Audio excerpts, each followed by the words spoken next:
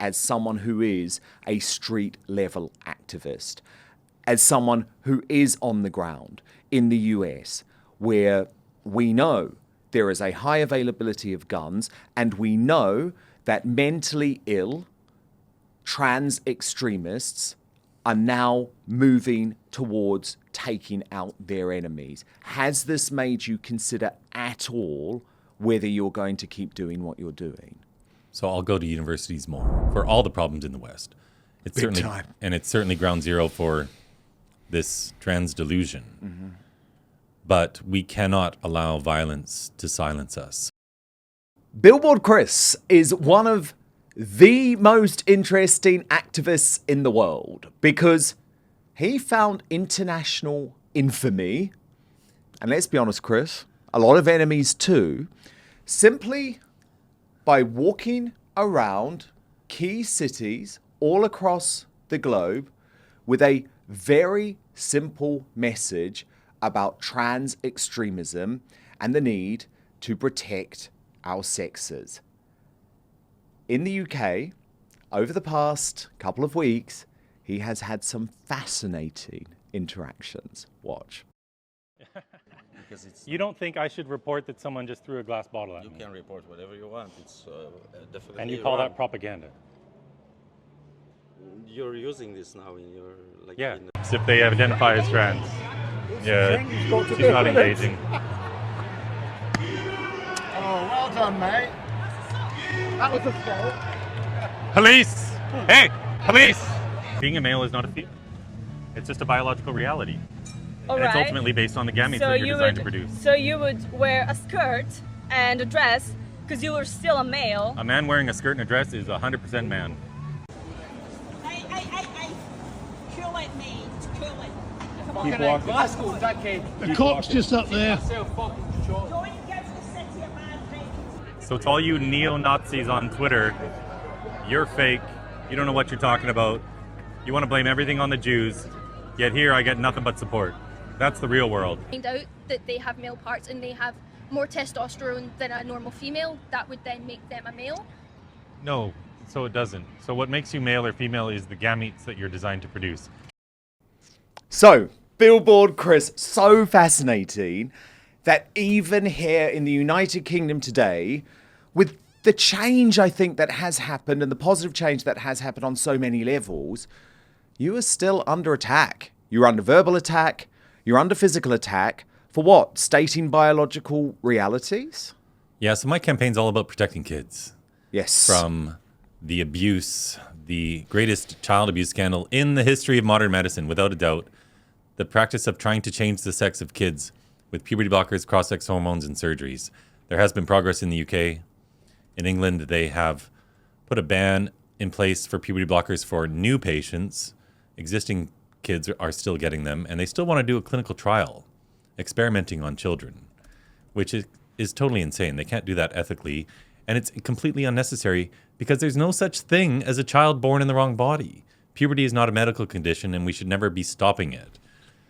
See, it's interesting to me that you think the UK is maybe a long way along the right road here, because I still don't think there has been any real reconciliation about what happened with the Tavistock clinic, which is something that I think still shames the British health system.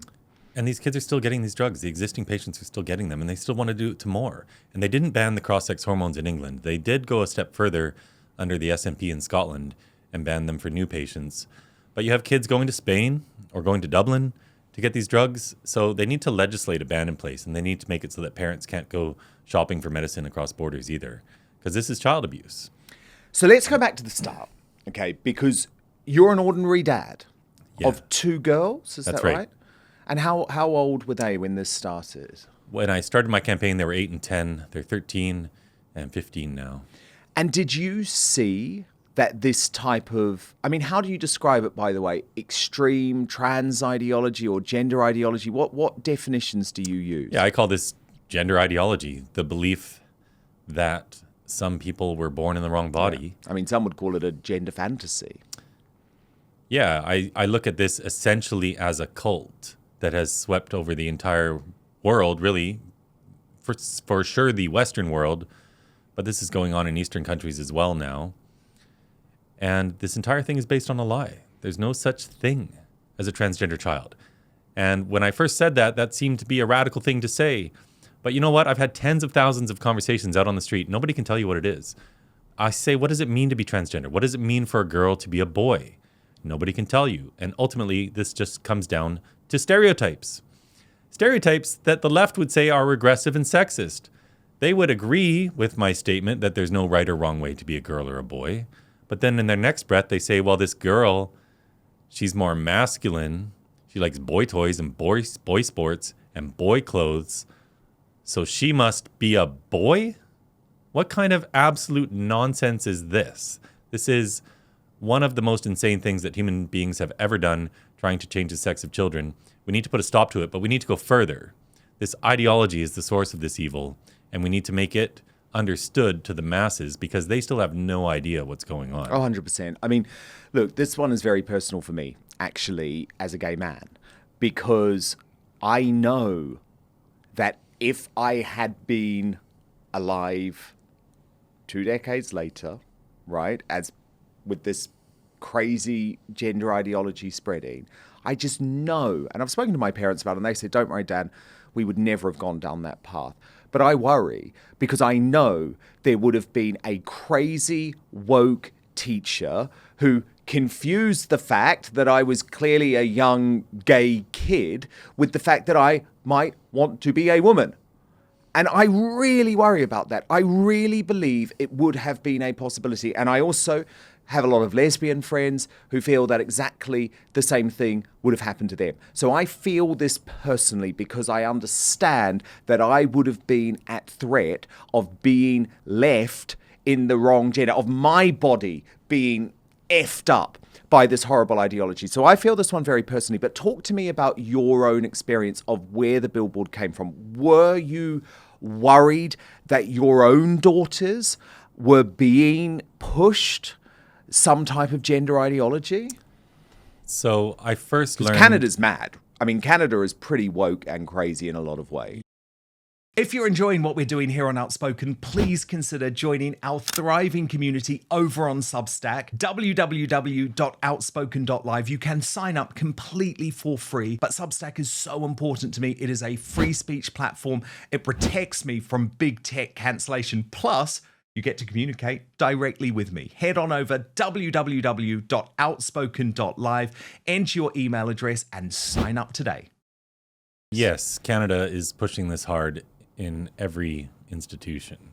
Everything's captured. The judiciary's captured everything. But in 2019, I first came upon the term puberty blockers. Mm-hmm. And I was a financial advisor. I had a normal job. And I was just living my life, raising my kids. And I thought, well, what the heck are those? That doesn't sound good. And I've been paying attention to the world for a long time and didn't like a lot of things I see. So I looked up what puberty blockers are. And they are what they sound like. We're blocking the development of perfectly healthy children. This is a step too far. There's a lot of crazy going on. But now you're stopping the development of kids so they don't go into puberty. So girls' breasts won't grow, their hips won't get wider, boys' genitalia doesn't grow. This is causing bone demineralization. We have no idea a lot of the side effects because this has never been done in the history of the human race. This is a chemical castration drug given to sex offenders, pedophiles, to this day, to chemically castrate them. It was a drug designed for prostate cancer in men, endometriosis, and uterine fibroids in women, but it happens to stop puberty. So in the 90s in the Netherlands, they gave this to one girl. One doctor got this idea to this girl who was having distress about becoming a woman to stop her secondary sex characteristics from developing. And from that, the Dutch protocol was born. And in short order, this crazy practice of trying to change the sex of children has been exported to the entire world. And for me, my main job in the world is, of course, as a dad. And I started reading about this every day. And the more you read, the crazier this gets, truly. And I just decided I had to do something about it because I'm not sending my girls into this crazy world like this. We have to fix this. And a lot of the parents who are affected can't speak up. Yes. Because they risk alienating their child or getting in trouble with the state. So it wasn't that there was any specific sign that your daughters were necessarily going to be targeted, but Right. you wanted to almost take preemptive action. Is that fair to say?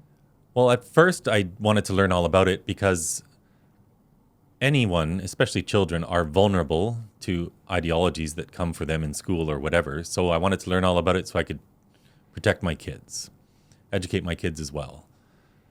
But it got to a point, I wasn't worried about my kids. I just can't stand a world that's doing this to all these kids. And it's not a fringe thing. It's not 10 kids in this city. It's 1,000. It's hundreds of thousands of kids being harmed.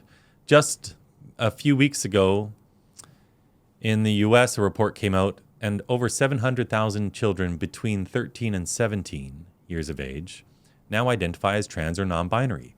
Almost 1 million. This is completely out of hand. Well, of course, I mean, you only have to look at how these numbers have exploded, included in the UK, by the way. And it is actually, interestingly, teenage girls who are the most vulnerable, teenage girls who are either lesbians, struggling with their sexuality, or struggling with their body development, which is something that happens a lot. But I'm really fascinated to know what made you come up with the concept, right? Where was the concept? Okay, I'm going to put this billboard, and remind me what your first billboard said. So what happened in July of 2020 is Kelly J. Keane put up a sign at the Edinburgh train Yes. station that said, "I love J.K. Rowling." It had a heart on it. I heart J.K. Rowling. And some people on Twitter complained that it was hate speech. And so they took it down. And I'd been wanting to do something for a while. I'd been reading about this all year. And I just had enough. This is also about freedom of speech. We should be able to discuss anything in society. And when kids are coming to harm, we need to talk about that more. But now we can't even say we love the world's greatest children's author. And it so happened I was reading Harry Potter every night with my little one at bedtime. The best thing parents can ever do is read to their kids at night. And so I just had enough. So I put up a big billboard that said the same thing in Vancouver. It got taken down after one day. No way. Because a Vancouver politician, her name is Sarah Kirby Young, she said it was hate speech. And it literally said, "I love J.K. Rowling." That's all. That was it. That's it. Hate speech. Had a big red heart on it. And so she pressured the sign company to take it down, which they did. And so right away, I was somewhat prepared for this. I'd paid for 3 months with an option to extend. And I'd paid up front too. But I'm not going to let them silence me, right? This is a mission. And I have this mindset that no matter what gets in my way, I'm just going to go over it, under it, or through it. And so right away, I did a little fundraising campaign, and a week later had the same billboard up in San Francisco, then Los Angeles, Portland, all throughout Utah, all throughout the metro in DC, and then Times Square. So that was my September of 2020. But then And this was just grassroots fundraising because of the yes, because of the cancellation, and your some of my billboard. own money, yes. And then I ran out of money. So, and in Canada, I can't do anything. And my vision is to start conversations because I have faith that people, parents especially, when they learn about this child abuse, for every 1,000 you educate, 2 or 3 are going to take up this challenge themselves, and they're going to work on solving it. And I had faith that together the doctors and lawyers would wear their hats and we'd put a stop to this. And we are making remarkable progress, which I'll get to. But in Canada, no sign companies would work with me. I'm nobody. I had no platform. And so I did the only thing I could do. I had some signs made. And is it right, by the way, that your billboards, your early billboards, warned that this was the greatest child abuse scandal in modern medicine history? Was that the first billboard just said I love J.K. Rowling? okay? But then the later, and then one. the first signs I had made that I wear, 'cause Yes. it's easier than holding all day. The very first signs also said I love J.K. Rowling, and the first message was gender ideology does not belong in schools. So that was the first one, because I know that once something's in schools, that's how you change the culture. That's how you indoctrinate an entire generation. This is the same model that has been used throughout history with Lenin and the Bolshevik Revolution, with Mao and the Red Guard. They always want to indoctrinate the kids. This is no different. Psychology never changes. History repeats. And then very shortly after that, my first signs, and it's still the message today, it's my main message, children cannot consent to puberty blockers. Yes, and so you, over the course of 2021, start going viral because this was quite an interesting concept. There you are, the walking, talking billboard, I guess. And so initially, tell me if I'm wrong, but I think you were traveling all across Canada. I was stuck in Canada because of COVID. The borders were closed. But I think in November 2021, you were able to get to the US. That's right. For the first time. That's right. And that then takes your campaign to a new level. Tell me what happened. That's correct. You're smart. So yeah, I've been following your story a long time, actually. My first trip was to Texas. And right away, Americans that are in this fight, some of them got on a plane and flew just to hang out with me and to support me. And in America, there is a spirit of fighting back. Yes. And I think it goes back to 1776 because that country was born out of rebellion. They love their freedom. And when there's a problem, people form organizations and they fight back. So there's a lot more support there. And I just started traveling the US, and then I started traveling the world, and I still, of course, do things in Canada. Yes. But and you came to the UK for the first time in May 2023. What was your response like here? Is that the first time? Probably. I get a great response everywhere I go, except from Brussels. the people. Yeah, except Belgium. But I get 90+% support on the street. This is not a controversial message to say that we shouldn't be trying to change the sex of children with drugs and hormones and surgeries. But see, isn't that so fascinating though, Chris? Because you get 90% support from the people on the street. I have no doubt about that you are an incredibly popular figure with the vast majority of people agreeing with your message. But that is absolutely not how you were portrayed in the mainstream media, right, where the suggestion was that you were, like all of us are derided, an extremist, far right, that fascist. This was fascist, that this was a form of discrimination. Homophobe, all of that. Yeah. So I guess the campaign showed the disconnect between, and I think this is a disconnect that continues on so many levels, and I know you're at Tommy Robinson's rally, I want to talk about that later on in the show actually, but it shows the disconnect so much between what I would describe as the elite class, which includes the political establishment, the mainstream media, and the people.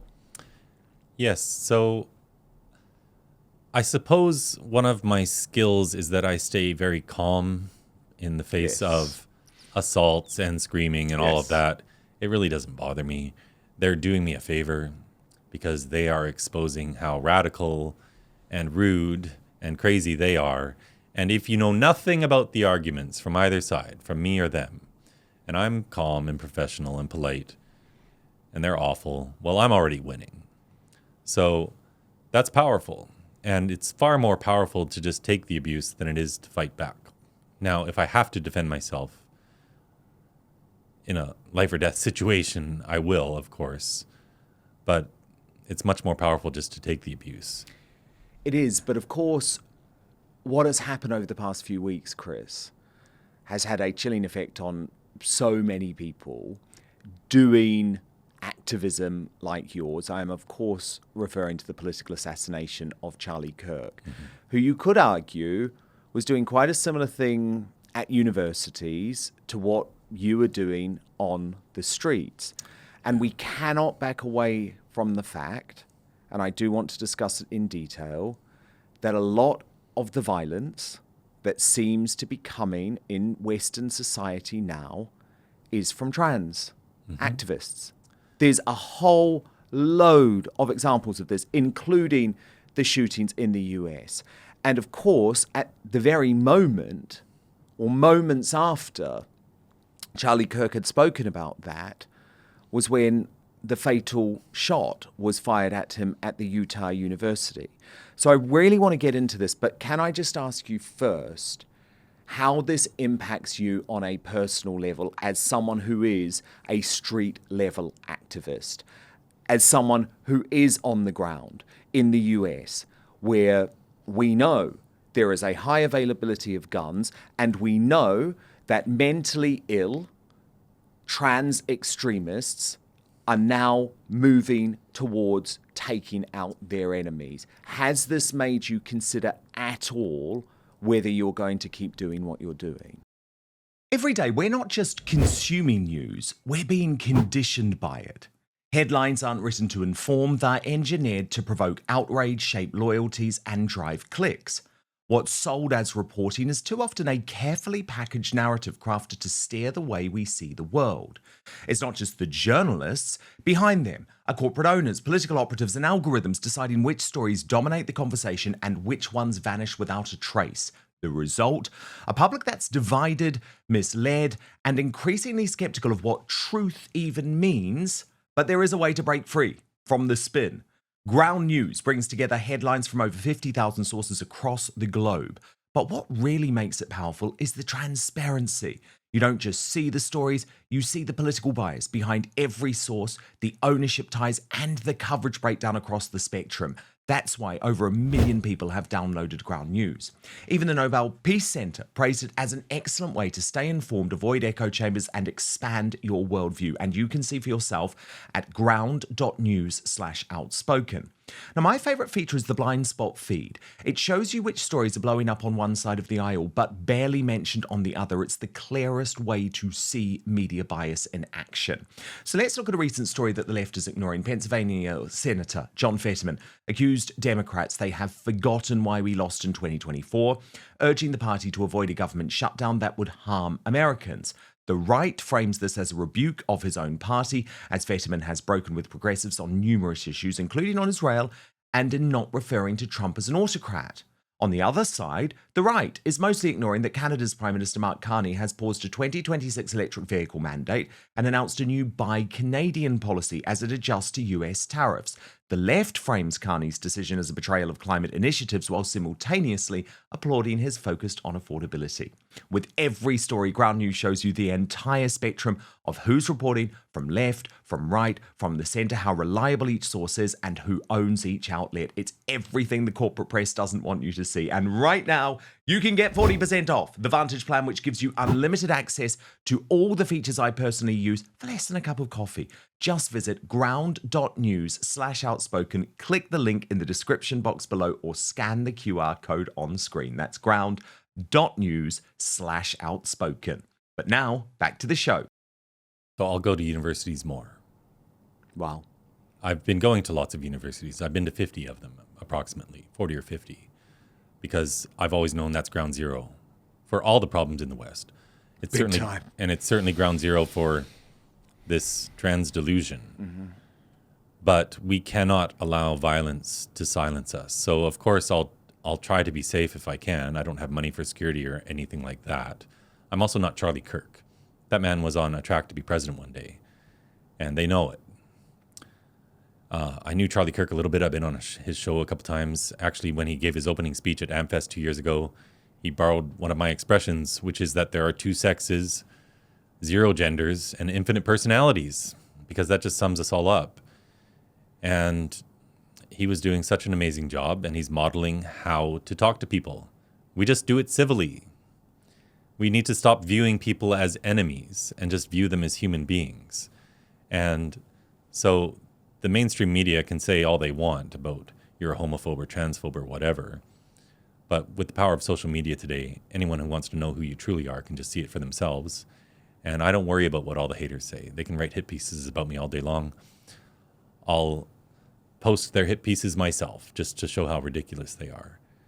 But no, we cannot let these people silence us. I've seen varying viewpoints on this, but I think, of course, just like with the Streisand effect, this will result in more people going to universities. Unfortunately, I think the world is the same today as it was yesterday. Political assassinations aren't anything new. They have been more rare in recent times. But people are telling me, Chris, they're getting more violent. They're not, really. I've been assaulted 40-odd times. I had my arm broken back in 2021 by Antifa. It's a monthly occurrence that something happens. So I do need to try to be safe, but I'm not going to stop talking. But what about specifically the wave of trans violence, specifically trans shooters?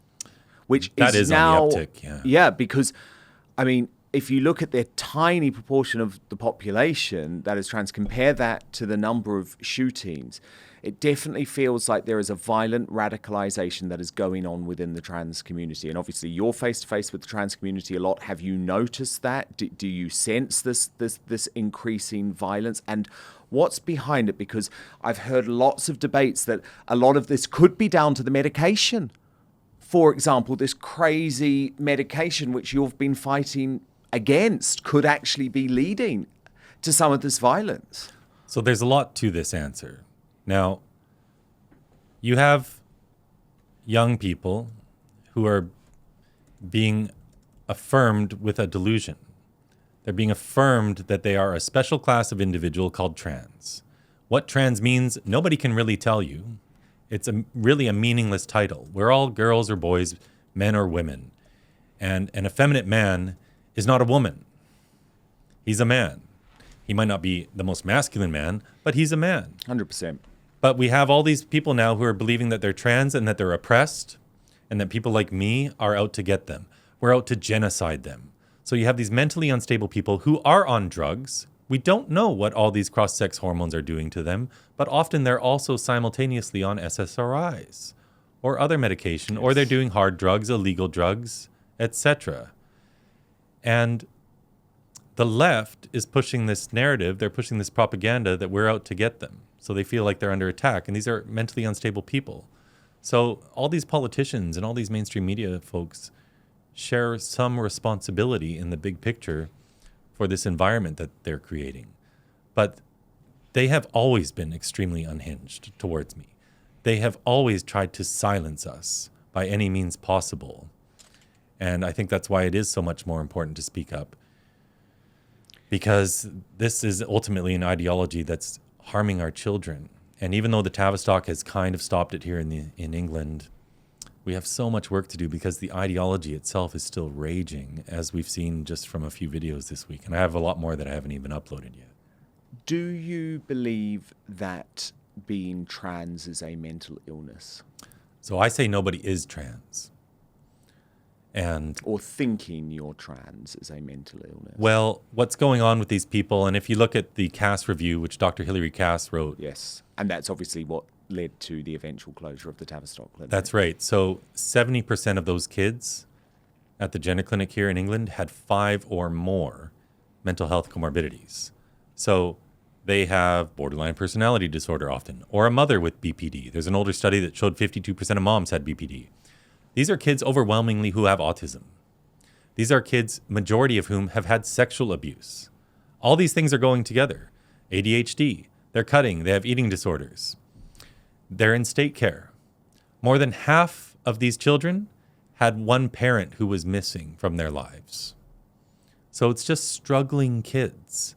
But now they're being presented with this idea that it's not these struggles, it's not these various mental health problems that are your issue. It's that you were born in the wrong body. You're actually transgender. And they ignore all these other issues and they say, well, you're transgender, so we'll fix that by transitioning you with drugs, hormones, and surgeries. That's not a fix. And what are they doing? They're affirming a lie. They're telling these children that they were born in the wrong body. How abusive is that, Dan? Oh, I know. I mean, honestly, Chris, one of the most painful interviews I have ever conducted is with Cara Bell, who some people might know. She's, you know, the young woman who took the Tavistock Clinic to court. And, I mean, she won, she lost, but eventually in the end, she won. But she will never get her body back. She'll never get her voice back. She'll never be the woman she wanted to be. And this was someone who needed a different type of help. Do you know what I mean? And she'd had some abuse. It's very devastating. Yeah, there's always something going on. There's abuse, there's sexual abuse, there's trauma, there's whatever. And there's same-sex attraction. Yes. So you touched on this earlier. If you were growing up today... about sexuality, yes. Right, and if you were growing up today, maybe some ideologue would come along and say you're trans. Well... Oh, without any doubt. Interestingly, if we look at all of the older studies before they started giving these kids these drugs, so gender dysphoria, or gender identity disorder as it used to be called, might have affected 1 out of 30,000. Something like that. And it was mostly boys. Effeminate little boys from a really young age. And all these studies show the same results. That when they went through puberty, 80 to 90% of them grew out of it. Their gender dysphoria went away. Yes. The cure for gender dysphoria, and this is so important, the cure was puberty. Which is what the drugs block. Which they now block the cure. And a majority of those kids grew up to be same-sex attracted. I'm interested to know how you think the culture war has moved on this issue in the US, because I think we can probably sit here and agree that most normal people, and the majority opinion now, is certainly that your campaign, when it comes to children, has been successful, right? People hate the idea of giving young kids these puberty blockers. And also the other campaign, which has been incredibly successful, led by Sharon Davies here in this country, is about women's sport, something I am hugely passionate about. I am a great advocate for women's sport. And I think people have realized that continuing this mad ideology risked destroying women's sport. Where there is absolutely no agreement and the culture war rages is over people like Dylan Mulvaney, who, in my view, is taking the piss, taking the mickey out of what it means to be a woman. A very obviously gay man who saw a grift, wanted to make money, probably a little bit mentally ill, I would imagine, looking at the way that he's to do what you're doing. Yeah. And also going through, I mean, no surgical procedure, by the way. And again, I think sometimes we've got to be pretty graphic on this, as grim as it is. You know, penis intact, but maybe like a bit of the Adam's apple removed. I mean, all of that leans towards a mental illness. However, this is where the culture war still rages, because there'll be a lot of people who say, Chris, I'm being offensive for not describing Dylan Mulvaney using the pronouns that he prefers to use, that I should be referring to him as she, her.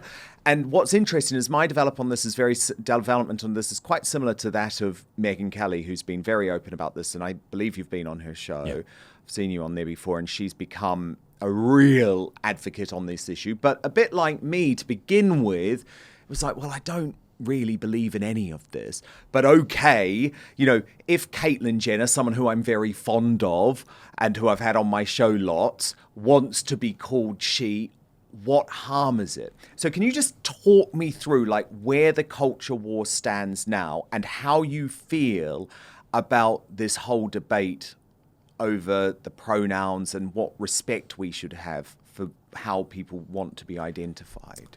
So when you call a man a woman, you're lying. When you give a man female pronouns, she, her, you're lying. So you say no under any circumstances? Absolutely not. So Caitlyn Jenner is a he? Of course he is. He's a man. And the pronouns for men are he and him. Now, he can dress however he wants. And you'll call him Caitlyn, but not a she? Sure. People can change their name. And dress as a woman? He can wear a dress. Sure. I'm not out here bashing people for wearing dresses. No. Not my cup of tea. Yeah. But he's not a woman. And I don't like the term trans woman either, because the word woman should only be used when referring to a woman, not referring to men in any context. Well, indeed. And the problem with the trans woman thing is then you get the crazy lefties saying, I'm a cis woman. Oh my God, I hate that term more than anything. Sorry, go on. It just really annoys me. But the pronouns, it really is a gateway to this whole ideology. As soon as you say, well, just be kind, just use the pronouns. What are you doing?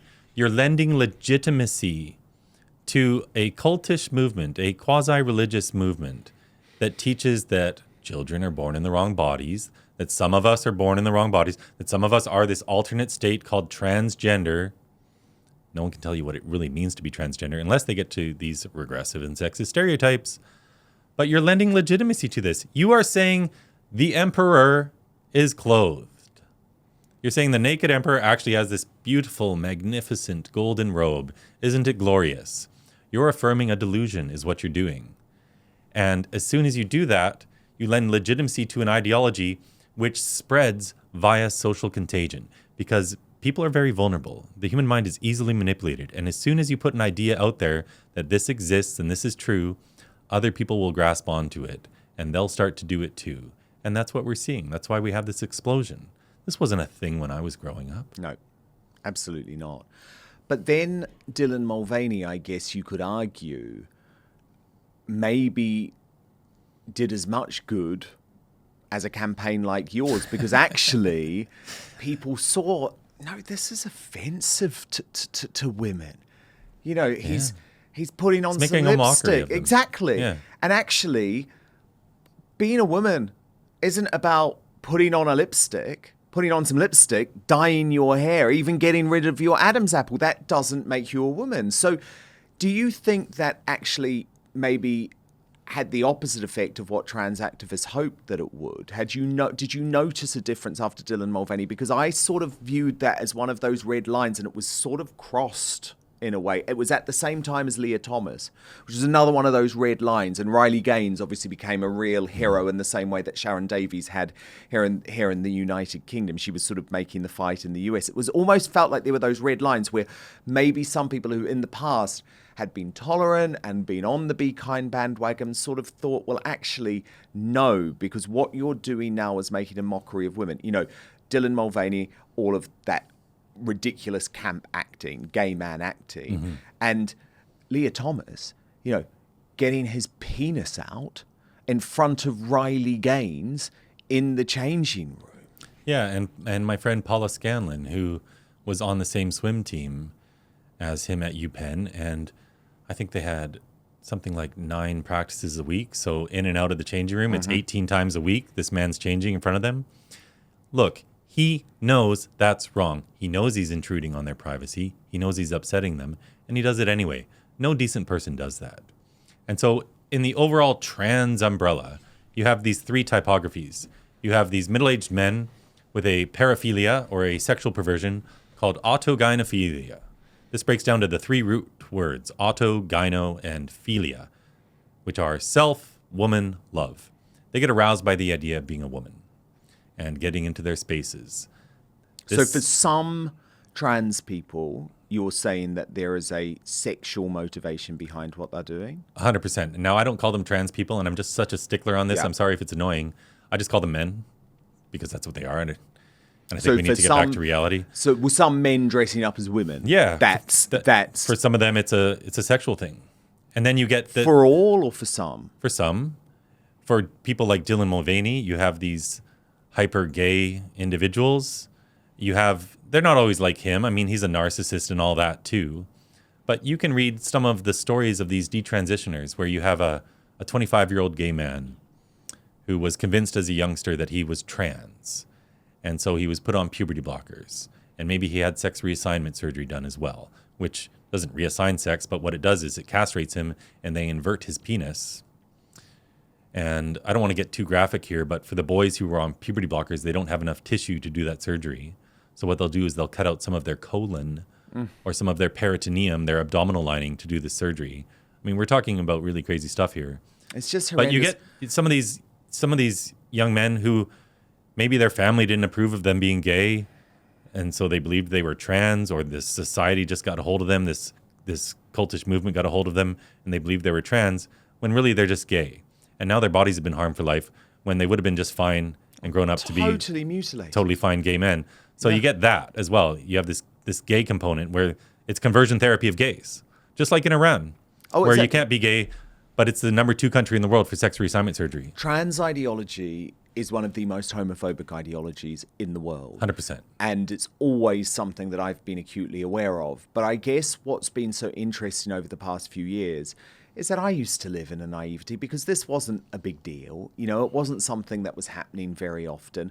And so I think, like a lot of people, when I was growing up, I assumed that anyone who described themselves as trans, number one, had gone through the gender reassignment surgery. I mean, it was a huge shock to me when I learned a few years ago, no. The vast majority of trans women have penises. I think that was a huge wake-up call for a lot of people. But secondly, that, as you say, the surgery is so grim on so many levels, and actually something that really no one should be putting themselves through unless they really want. I mean, it reminds me of, you know, like this guy recently in the United Kingdom who ended up in jail because he was a surgeon and he chose to get his own legs amputated for sexual gratification. Now, that's a crime. So I do think sometimes we've really got to think about, even though it is maybe it's grim, it's difficult to discuss. Of course, we don't want to be too graphic. Of course, we don't.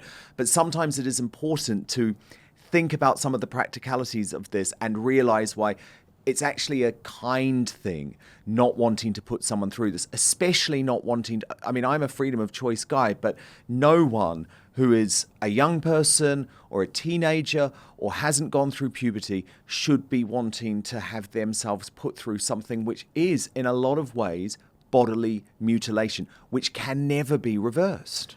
Yeah, the Hippocratic Oath is first, do no harm. Now, doctors aren't just drug dealers and order takers, where you come through the drive-thru and say, I'd like a double mastectomy, please. In the United States, you can book your double mastectomy for your teenage self over the phone. Yeah. Having never spoken with a doctor over telehealth. And that's not medicine. No. So we have, you have these men with this paraphilia, this sexual perversion. They're otherwise straight, usually. And then you have these gay people and a lot of lesbians as well who are being convinced that because they're more masculine that they must be trans, and they're being harmed, and they're being put on testosterone in doses which obviously don't belong in their body, and these are causing cancers and heart disease. The WPATH files that were released last year, WPATH is the World Professional Association for Transgender Health. They write the standards of care that all these gender clinics around the world claim to follow. But they admit in their private dialogue and in their private videos and Zoom calls that children can't consent to these procedures, that if you try to talk to a 12-year-old about preserving fertility, they go, ooh, babies, gross. It's like talking to a blank wall. Daniel Metzger, the endocrinologist at My Children's Hospital in British Columbia, says. And he also says he follows these kids into their 20s. They come back for follow-up, and now they're 25 and they want to have a family. But they can't. Late. It's too late. And he says so callously, yeah, the dog's not doing it for you, is it? As though having a dog is a replacement for having your own family. But they keep doing it to these kids anyway. So the whole thing is madness. And you spoke of these people with getting their legs cut off. Yes, most medical bodies have put a stop to that. Although I did sit on a panel 2 weeks ago at a conference next to a doctor who told me she was in the room when a surgeon signed off on cutting off a man's healthy leg. That's a condition called apotemnophilia. Yeah. So we can all acknowledge that that's a mental illness. Exactly. No one would think that's normal. So But why somehow is it cutting off the breast of a 14-year-old is normal? Yeah, exactly. Why is that normal and why is that encouraged? Thank you so much for watching Dan Wootton Outspoken. Please click on my face just to the bottom left to subscribe to this brand new independent news source and turn on the notification bell so you'll be alerted to our brand new live shows, uncancelled interviews, and special royal episodes. Outspoken is also now available as a podcast, so you can listen to the show every weekday on the go, wherever you are.